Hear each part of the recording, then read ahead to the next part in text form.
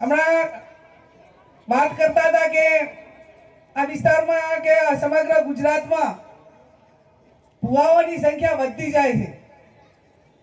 હું જે ભુવાજી હોય ને વિનંતી કરું કે તમે ધારો તો અંધશ્રદ્ધામાંથી કોઈ પણ વ્યક્તિને બહાર કાઢી શકો છો, અને જો તમે ધારો તો કોઈ પણ પરિવારને ને ઘણા બધાને બરબાદ કરી શકો છો.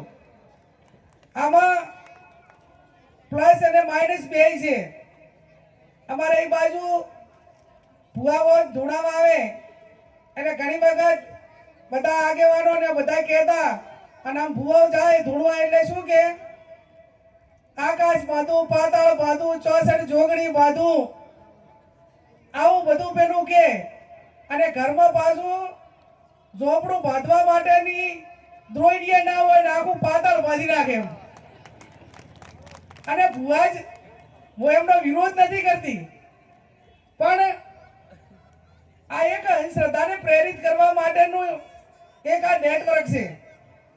કોઈ પણ દુનિયાની અંદર કોઈ પણ વ્યક્તિ એ એના કર્મને આધીન એનું ફળ ભોગવતા હોય છે, અને દુનિયાની અંદર પરિશ્રમ સિવાય કોઈ વસ્તુ આપણે પ્રાપ્ત કરી શકવાના નથી. આ તમે આજે સરપંચ પાટીદારના બધા બેઠા છે, 24 કલાકમાંથી 18 કલાક મજૂરી કરે છે, અને વિશ્વના દેશોમાં વતન છોડીને કાળી મજૂરી કરે છે, ત્યારે એમના ખિસ્સામાં ડોલર પડ્યા હોય છે.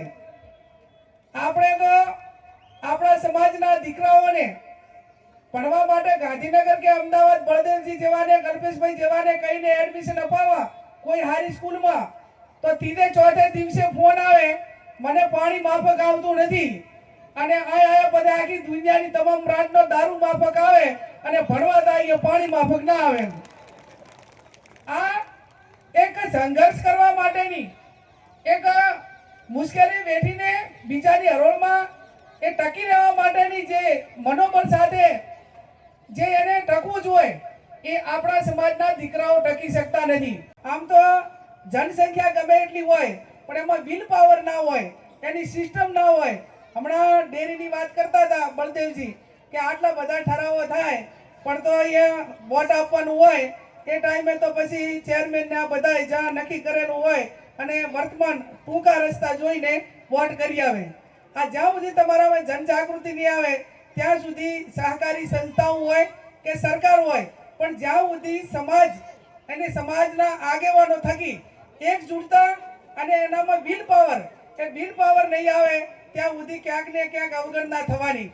અને અવગણના એ ભલે રાજકીય રીતે કદાચ અવગણના થતી હોય તો એને પહોંચી વળવાની તાકાત પણ ઠાકોર સમાજમાં છે. આવનાર સમયની અંદર જ્યાં પણ અન્યાય થાય, રાજકીય રીતે અન્યાય થાય, સામાજિક રીતે અન્યાય થાય, અને કોઈ કાયદો અને વ્યવસ્થાની દ્રષ્ટિએ ક્યાંક સમાજના દીકરા દીકરીને મદદ કરવાની થાય તો પણ બધા એકજૂટ થઈને મદદ કરશે. અને મહિલાઓની સંખ્યા મોટા પ્રમાણમાં છે, ત્યારે તમને બધાને બે હાથ જોડીને વિનંતી કરું છું કે નાના મોટા વ્યસનો ભલે તમે એને નાની વસ્તુ કરતા હોય, પણ તમારા કુખે જે બાળક જન્મે, દીકરો દીકરી, એ આવનાર પેઢી આપણી કુપોષિત અને કોઈ હુનર, કોઈ ડેરિંગ વગરની એક માય કાગલી પ્રજા પેદા ન થાય એના માટે કરીને આપણે કહીએ કે જીજાબાઈનું હારણું ગાતા શિવાજીનું હારણું આપણે ઘણી વખત સાંભળીએ. અને આ આવનાર સમયની અંદર એક તંદુરસ્ત પેઢીના નિર્માણ માટે મહિલાઓ સંપૂર્ણ રીતે તમામ પ્રકારના વ્યસનોમાંથી મુક્ત થાય, એ આવનાર સમય માટે ભારતીય તરીકે ખૂબ મોટી એક પ્રેરણારૂપી અને વર્તમાન સમયની ખૂબ મોટી માંગ છે. તો એને હગુવાલું એના પ્રમાણમાં જ હોય, અને પછી તમે ઓલા 12મું ફેલ હોય અને ગુટકા મોઢામાં ગાલ્યા હોય, હોન્ડા લઈને ફરે, મોબાઈલ રાતે 2 વાગ્યા સુધી સ્ટેટસ હોય, અને તમે જુઓ તો આખી દુનિયાની ફેશનની કોઈ સ્કીમની શરૂઆત ત્યાંથી થાય, અને પછી એક પાયલોટ દીકરી હલાય ખરી, અને અપાય તો આપણને પાપ લાગે કે ના લાગે મા બાપને? હે એટલે હવે આ સમાજ વ્યવસ્થા માટે દીકરાઓને સારી રીતે શિક્ષણ આપવું એ વર્તમાન સમયની માંગ છે. પંચાયતના ધારાસભ્ય બનવા માટે આખી જિંદગી કાઢી નાખશું. આના કરતા તો એટલું ધંધા રોજગારમાં મથ્યા હોત ને તોય આજે ફેક્ટરી હોત આપણી. માફ કરશો, તમને બધાને એવું લાગશે અરે અમારા જેવા ધારાસભ્ય નહીં ચાલશે, પણ અધિકારી કર્મચારીના ફેક્ટરીના માલિક તૈયાર કરો. એ તૈયાર થયા હશે તો આ સમાજ બચી જશે. અને એ સત્તા, એક સત્તા એવી જોઈએ, જે હમણાં બળદેવજીએ વાત કરી કે એવી સત્તા નહીં જોઈએ કે જેમાં છૂટક પાવર હોય. તમને તો એવી સત્તાની જરૂર છે જ્યાં ફ્રીડમ વાળી સંપૂર્ણ સત્તા હશે તો જ આ સમાજનો ઉદ્ધાર થશે, બાકી નહીં થાય. અને એમાં તમને કદાચ ખબર પડે ના પડે હું શું કહેવા માંગુ. તમને કેવી સત્તા જોઈએ જે સત્તાથી તમારી તમામ જરૂરિયાતો પૂરી થાય, અને માફ કરજો સરકાર જોડે તમામ પાવર હોય. પણ આપણે તો રાજનીતિ કરી તો રાજનીતિ એ બરોબર નહીં કરી, ધંધો કર્યો તો ધંધો બરોબર નહીં કર્યો. આપણે સાચું શીખ્યા જ નહીં. અને આગેવાનોએ જ્યારે વાત કરી ત્યારે આપણે આગેવાનોની ખામીઓ જ કાઢી. પણ ક્યાં સુધી આગેવાનોની ખામીઓ કાઢશું? હવે તો આપણે સુધરીએ, આપણે હવે તો કામ કરીએ. આ બેને કહ્યું કે મને કે તમારા ઘરના મોકલો.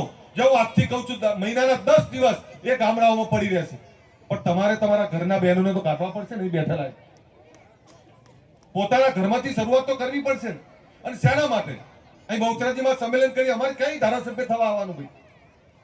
પણ આખા ગુજરાતમાં ફરીએ છીએ તો આખા ગુજરાતનો સમાજ એક રહે, એક થઈને સમાજની ચિંતા કરે, આ એના માટેની વાત કરીએ છીએ.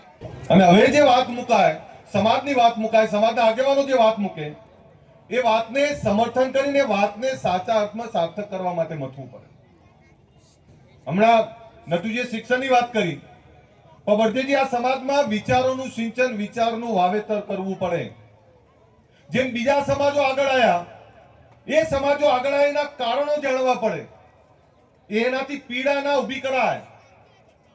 એ સમાજો રાજનીતિ એક બાજુ મૂકીને સામાજિક ઉત્થાન માટે તમામ લોકો ભેગા થાય, જેનામાં સક્ષમ સાથે આર્થિક, જે રાજકીય સક્ષમ છે, જેનામાં સમજ છે, શૈક્ષણિક તાકાત છે, એ તમામ લોકો એ બધું જ એક બાજુ મૂકીને સમાજના વિકાસ માટે ભેગા થાય.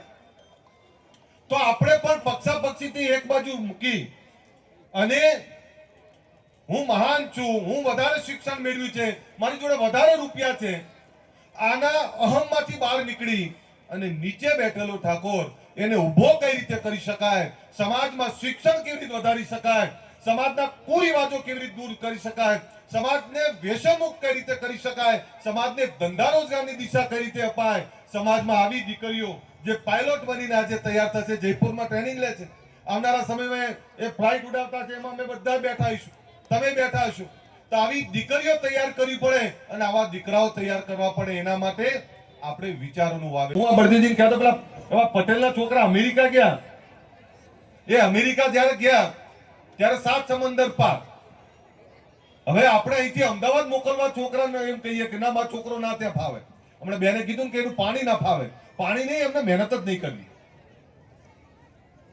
તમારા દીકરા દીકરીના ભવિષ્ય માટે અમદાવાદ ના મોકલી શકો તમે? અને પટેલે અમેરિકા આખી દુનિયામાં પોતાના દીકરા દીકરીઓને મોકલ્યા, તો એમના દીકરા દીકરી માટે વાલા નહીં હોય? તમામ સમાજોએ શિક્ષણ તરફ વધ્યા, તમામ સમાજોએ ધંધા રોજગાર અપનાયા. આપણે ક્યાં સુધી આમ નામ રહીશું? તમે એક સર્વે કરાવો, બળદેવજી, આખા ગુજરાતમાં સૌથી વધારે દારૂના કારણે કોઈ સમાજમાં મૃત્યુ થયું તો આપણો સમાજ. અહીંયા જીઆઈડીસી આવી છે, અહીંયા આઈટીઆઈ બનાવવી પડે.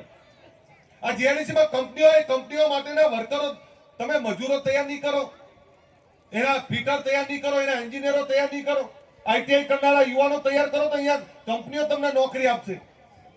પણ ત્યાં જઈને ઝાડુ પોતા કરવા છે તો એ નોકરીઓ તો કોઈનું કઈ નહીં થવાનું. અહીંયા આઈટીઆઈ હોવી જોઈએ, આઈટીઆઈ ની અંદર આપણા બાળકોને ગુણવત્તાવાળું શિક્ષણ મળે ને એના માટે તૈયાર કરવા પડે. પણ માફ કરશો, જેવી તેજી આવી ને તો એક જ સમાજ પહેલી જમીન વેચી મારે, આપણે વેચી મારી. જે પૈસા જોયા જ નહીં અને પૈસા આયા નહીં કે ઉડાડી માર્યા નહીં, ખોટા દેખાડા, ખોટા ખર્ચાઓ કરીને ફરતી 5 વર્ષ પછી જુઓ તો એના એ જ વગર ચંપલે ફરતા હોય. તો તમારા બાળકો માટે કંઈક બચાવ. મહેસાણા ડેરીની વાત કરી, માફ કરશો, તમે ડેરીના અંદર તો હોવ છો, પણ તમે મત આપવાનો અધિકાર પણ નથી ભોગવી શકતા. તો તમારો મત આપવાનો તો જાઓ, તમે વહીવટ તમે કરતા હોય, તમે ઠરાવ બીજાનો કરતો જાઓ, તમે આપી આવજો વોટ. તમને તમારા મતની કિંમત નથી, તમારા મતની કિંમત કરવી પડે. દારાબેન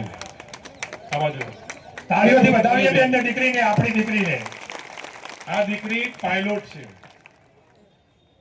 ઠાકોરની દીકરી છે.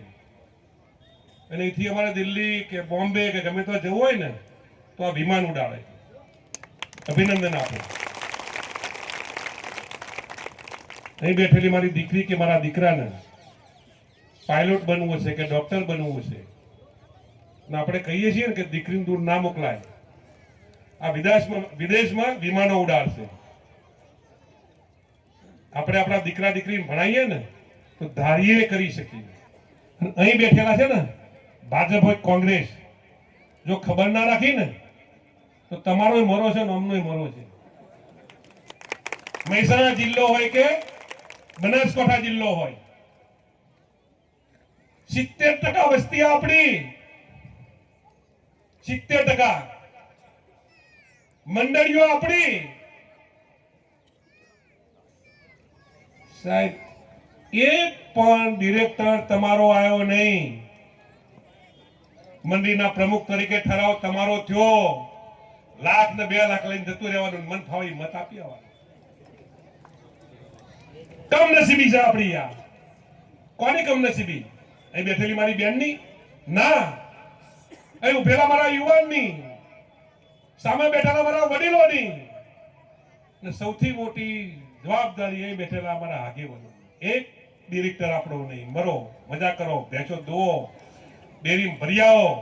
છોકરા ભણે છે કે નહીં ની ખબર ના રાખજો. જેનું જે થવું એ થાય. સ્વરૂપજી આપણે બન્યા છે મિનિસ્ટર. અમારા એક ધારાસભ્યમાં બેઠા છે, બીજા ધારાસભ્યમાં બેઠા છે. છોકરું ભણાયેલું હશે ને સરકારી નોકરી કરવી હશે, તમે અરજી કરશો. તમારા મને કે અલ્પેશભાઈ મારા ઓળખીતા છે, ફોન કરીશ એટલે મારા છોકરાને નોકરી લાગી જશે. ભૂલે ચૂકે વિચારતા નહીં. સિસ્ટમો બદલી ગઈ. પહેલા તમારા દીકરાને 10મામાં કે 10મું ભણેલો દીકરાને તલાટી બનવું હોય, કોન્સ્ટેબલ બનવું હોય કે જે બનવું તું એ બનવું હોય તો અરજી કરીને ક્યાંક નોકરી લાગી શકતો હતો. નાના મોટા કોઈની ભલામણથી ક્યાંક મેળ પડતો હતો. હવે એના માટે ડબલ ગ્રેજ્યુએટ થઈ ગયું. તમારો છોકરો 10મા સુધી પહોંચ્યો એટલે 12મા સુધીનું આવ્યું. તમારો છોકરો 12મામાં પહોંચ્યો એટલે ગ્રેજ્યુએટ આવ્યું. આપણે ગ્રેજ્યુએટ થવું નહીં કે આપણે કોઈ જગ્યાએ નોકરીમાં લાગવું નહીં. પણ અલ્પેશભાઈ કે ભગાજી હોય કે અમારી ગેનીબેન કે અમારો નટુજી હોય, ક્યાંક ડેરીમાં હોત તો લોકો બીજા સમાજોના જે દીકરા દીકરીઓ નોકરી લાગી છે તો એવી ઠાકોરોની લાગી હોત કે ના લાગી હોત? આ પરિસ્થિતિ બનાસકાંઠાની અને મહેસાણાની છે ભાઈ. આપણે આ વાસ્તવિકતા છે. જ્યાં સુધી સત્તા તમારી પાસે નહીં આવે, હું તો અલ્પેશભાઈને આજ બે વાત ગમે કે ન ગમે નટુજીને એક વાત કરવાનો છે. સરકાર કોઈ પણ નહીં હોય, કોંગ્રેસની હોય તો અમારી જવાબદારી, અને ભાજપની હોય તો કોમ કરવાની જવાબદારી અમની. પટેલ સમાજના તો 3-4 મંત્રી આવતા હોય, દલિત સમાજના 3-4 મંત્રી આવતા હોય, આદિવાસીના 3-4 મંત્રી આવતા હોય, તો સ્વરૂપની જગ્યાએ જો અમારા આના જેવા હોય મજબૂત સમાજની વાત લઈને બહાર નીકળી શકે એવા, તો ઠાકોરના 3-4 આવે તો અમને શું વાંધો હશે? તમને શું વાંધો હોય? ઠાકોરના 25-30 ધારાસભ્યો છે. આવી માગણીઓ આપણે બધા કરશું. તમે તમારી રીતે કામ કરો, અમે અમારી રીતે કરીએ, પણ સમાજનું કામ કઈ રીતે આગળ થાય એના માટે અમે બધા ભેગા થયા છે. વિક્રમભાઈ એક વાત કરું તો ઘેર ઘેર ભૂવા પેદા થયા છે. ઘેર ઘેર ભૂવા, ઘેર ઘેર ભૂવા. જેટલા ભૂવા પેદા થયા એટલા એ બેઠેલો મારો દીકરી કે દીકરી, દીકરો કે દીકરી ક્યાંક સરકારી નોકરીમાં લગાયો ને, ભણાયો હોત તો એમને સલામો મારવા અમારે જવું પડે. એક જ્ઞાનીબેન બેઠી, પૂછો કે દિલ્હીમાં શું ચાલી રહ્યું? બોલ, આપણે ભાષણ કરશે. બે જણા મગજમારી કરતા હતા, અલ્પેશભાઈ અને જ્ઞાનીબેન. અલ્પેશભાઈ કે 25% બેન જ ખાય છે પંટીન. જ્ઞાનીબેન કે 90% ખાય છે. સવાલ આબરૂનો નથી.